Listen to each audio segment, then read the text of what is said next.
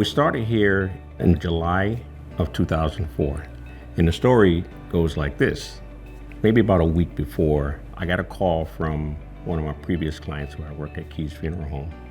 She called me on my cell and says, Howard Herman's passed on. I'm so sorry to hear about that. I said, but I'm not at Keys Funeral Home anymore, so I can't do your services. She says, well, I don't care where you are as long as you're doing the service. Well, a few days later, I received my license in the mail stating that I was a full-fledged funeral home.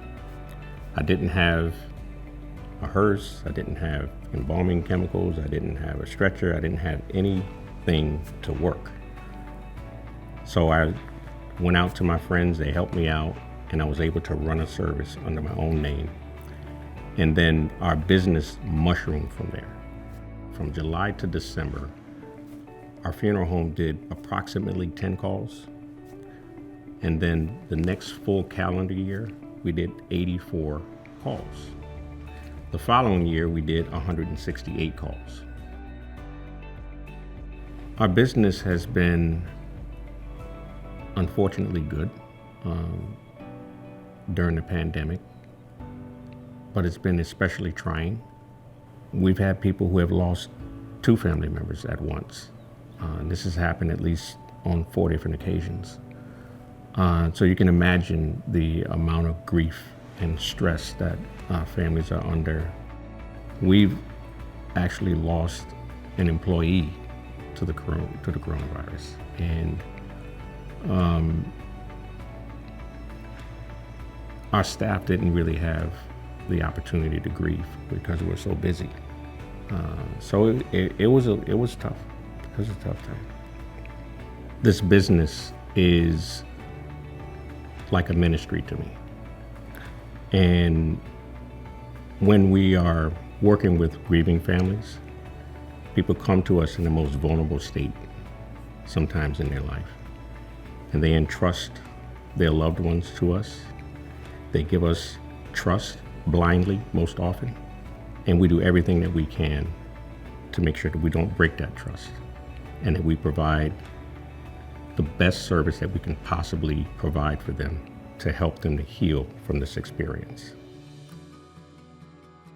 And trying to help to prepare and suggest a better road for the community. I think that we're in the process of doing that.